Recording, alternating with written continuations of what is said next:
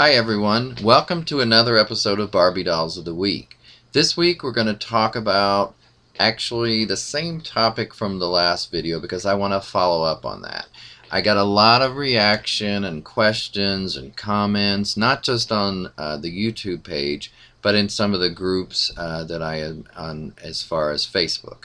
Facebook pages that are related to Barbie. There's a lot of different Facebook groups for Barbie. So the topic was the Playline today compared to the Playline in this case for the 1980s, and the vast difference. In my opinion, obviously the 80s were much better as far as that Playline dolls. Now, I have an example I want to show you of a Playline doll from recent past. Okay, and her hair is kind of messed up, so let's not judge her by that. But what I do want to do is show you, if I can get this screen back up, there it is. I want to look at this fashion for a minute, if we want to be generous and call it a fashion. When you see this, I'm sure different people have different reactions, but I'm going to give you my reaction. This is awful. This is an awful looking dress. I don't think anybody should be caught dead in this dress, and I feel sorry for the doll being in it. Now, I only have this doll because it was part of an auction that I bought from something else that I wanted, and this was included. Otherwise, believe me, I wouldn't have got it. The doll's face itself is not bad. I don't mind the face, but it doesn't really remind me of a Barbie product. It actually reminds me of some other doll, like a clone doll or something. I've heard a lot of comments about the limbs of the dolls in the Playline these days, and let's take a look at these. Oh, wait a minute, I'm sorry. One more thing about the fashion. I wasn't finished with that. The bright fuchsia or pinkish, whatever this color is, a lot of people complain about too much pink. But also, this looks like a craft project that some kid did in an art summer camp thing. I mean, it just looks like it's just thrown on here. There's no imagination to this, in my opinion. And by the way, these are all my opinions, so you may or may not agree. And then also this poofy bottom is, in my opinion, pretty bad. Now, the limbs. Now, these legs look like typical legs, I guess. The feet are kind of odd, though. Kind of flat-footed. And then one thing that I hear a lot from people is that sometimes the limbs are hollow, hard plastic. Exactly what these are.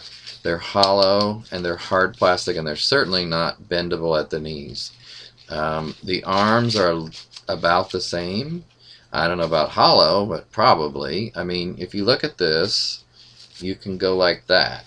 And that's not a good sign. The makeup on this one is okay. Sometimes I'm hearing a lot of people complain about or show pictures, examples, where the eyes are wonky or they're not put on there correctly, or there's lipstick on the teeth of the doll.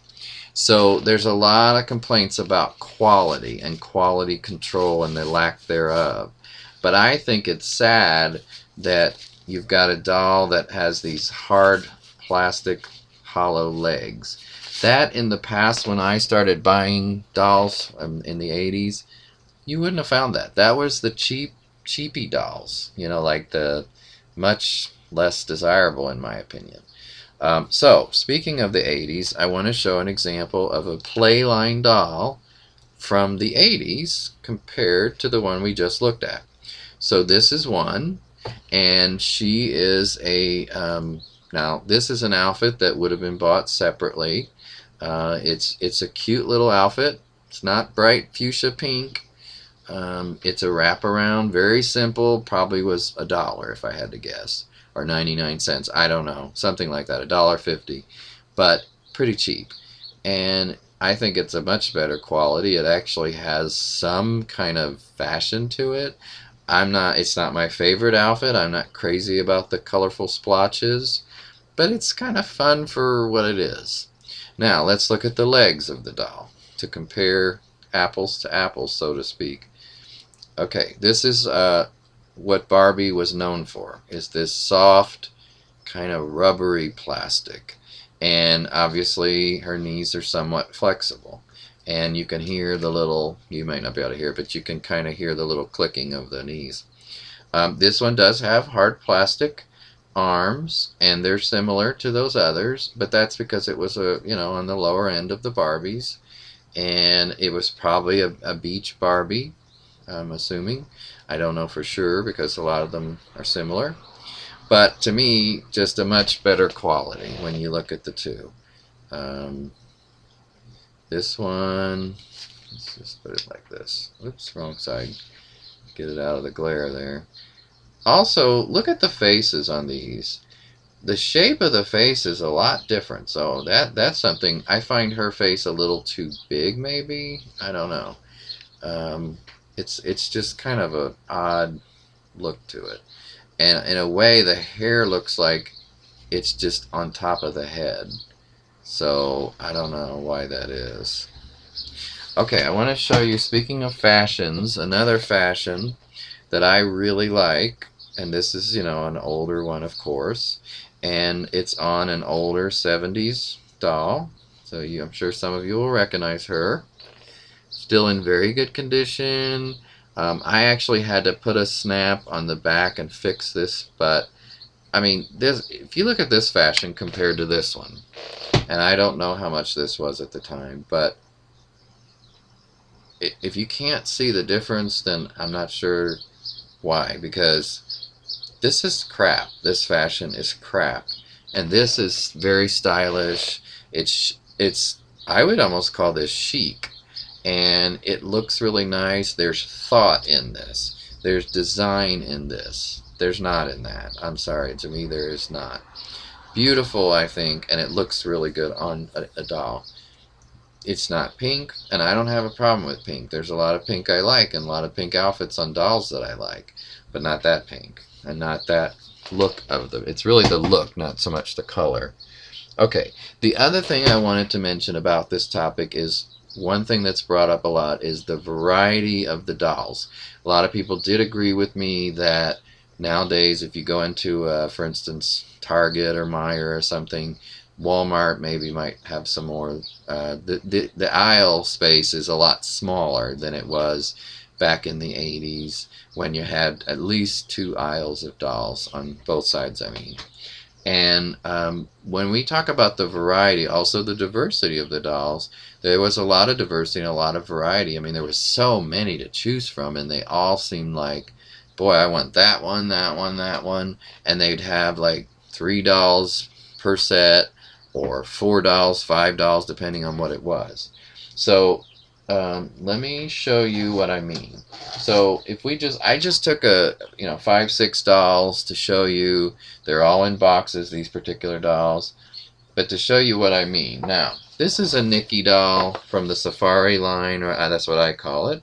Exciting Safari Fashion and Fun, but it's the Animal Lovin' by name.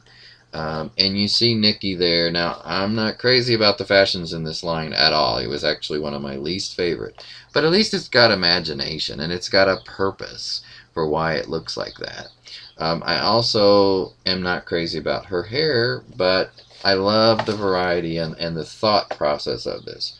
I mean, you're not going to go into a store today and find such a diversity of looks, and there's like actually a theme to what's going on.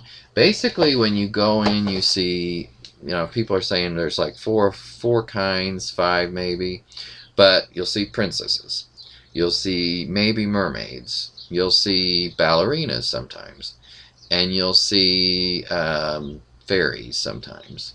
And that's just the people buying them. No, I'm just kidding.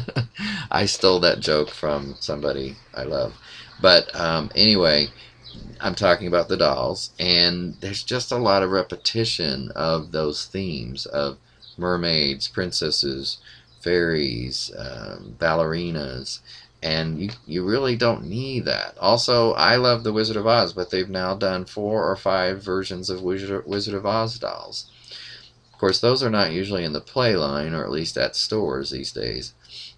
If you go to Toys R Us, obviously you find a better variety and more, just like Walmart. But I still think there's a lot of repetition.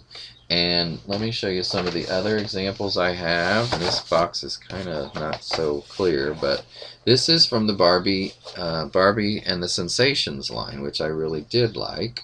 And talk about variety and a theme. I mean, just look at those. And it's just, you've got some pink, that's okay, but you got some that aren't pink.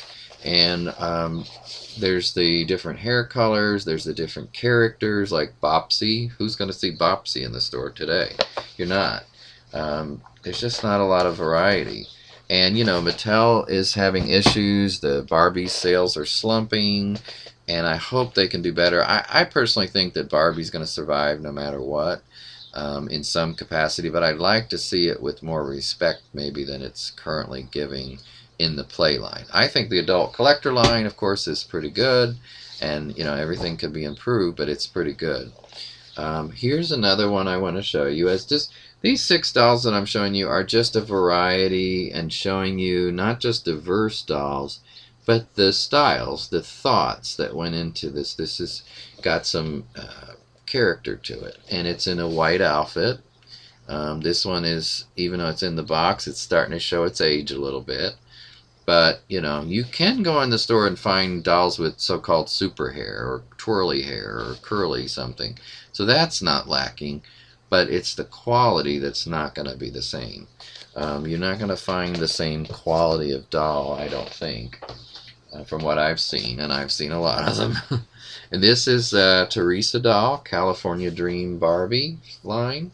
It's like from '87, and you know, I just had her. I haven't had her that long, certainly not since she first came out. But you know, it was like the whole gang, and that was another thing that encouraged people to buy more than one doll. You kind of wanted the set, if you really liked that set. In fact, there were times I wish they did more, like, let's say, Day to Night Barbie and Day to Night Ken. Well, I would have loved a Day to Night Midge, or, you know, some of the others. But they did do at least a African American version, a Hispanic version, so that was nice. And then here's the famous Crystal Barbie in the black version, or the African American. And I think this is, of course, a great doll. You know, it's the outfit. It doesn't have to be the most realistic, because this is about imagination and it's about dreaming, and that's what these help to people or kids do. A lot of dreaming, a lot of you know, wishing, and oh, I'd like to look like that. Not me, but I mean some people. And so yeah, they also made jewelry for the child to wear that are included. They've got these wonderful glittery shoes that are included. So, you know, it's just amazing what all would come in one box, and you felt like you were really getting something for your money, and that somebody really cared when they put that together. And I don't know if I feel that these days with the Playline. I guess I don't. Now, I want to show you one more doll from, speaking of pink, the famous Pink and Pretty. This happens to be Christy. This is when they were still calling the African American doll Christy, which I liked, having her own identity. Some people preferred that she be called Barbie, so there was an actual black Barbie.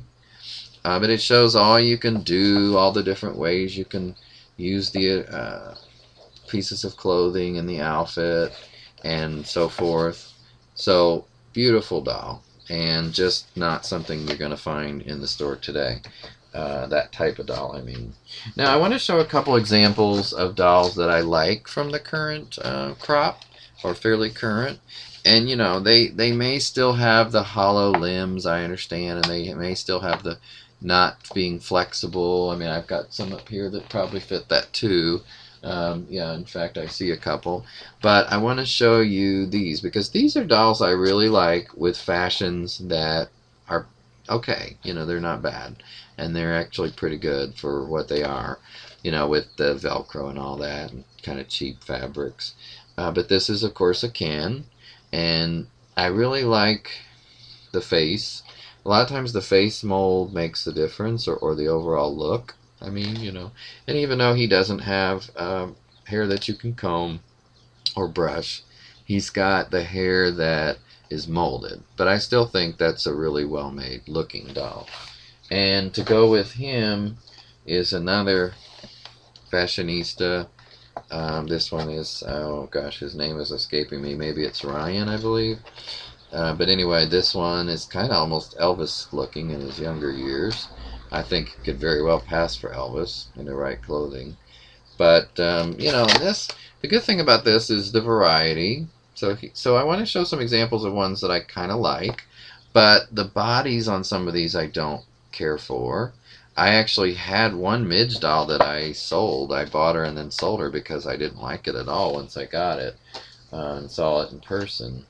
And then I want to show this doll because another example, and these all happen to be male dolls, but I have some female dolls from current years that I could show. But this is more adult collector. I don't believe too many stores carry these, although I think maybe, I forget where this one was from, but it was in some maybe stores.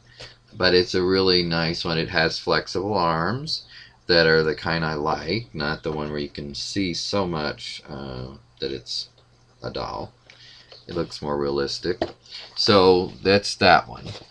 And with that, I'm going to wrap up this discussion today of the difference, part 2 of the difference between the Playline today and the Playline of the 80s. And I just want to say that I'm still a huge Barbie fan, and some people seem to think you cannot criticize or judge, quote unquote, dolls of today, or certain dolls even, and not be a loyal Barbie fan. Well, I'm sorry, but I disagree a lot on that. I think we should. It's not being a judgmental collector to say, I don't think the quality is where it should be. And one last example I do want to point out is that there was a doll posted on one Facebook group that had a painted on bathing suit. Now, I'm sorry, but that's just laziness. There's no reason, and I don't care if it's just supposed to be for kids. Kids want things they can take on and off too, like clothing, let's say. And I don't think it's about being prudish. Oh, some families can't have a nude doll. There's nothing to really see. So if a kid wants that, fine. But I don't think that that's quality. I don't think that's getting your money's worth. And I do not think there's anything wrong with saying, you know what, this isn't the quality I want. This isn't the quality that this company should be selling. And that's what I'm doing today. But I still am a proud Barbie owner, as you see, and I'm a proud Barbie collector. Thanks. Bye-bye, everybody.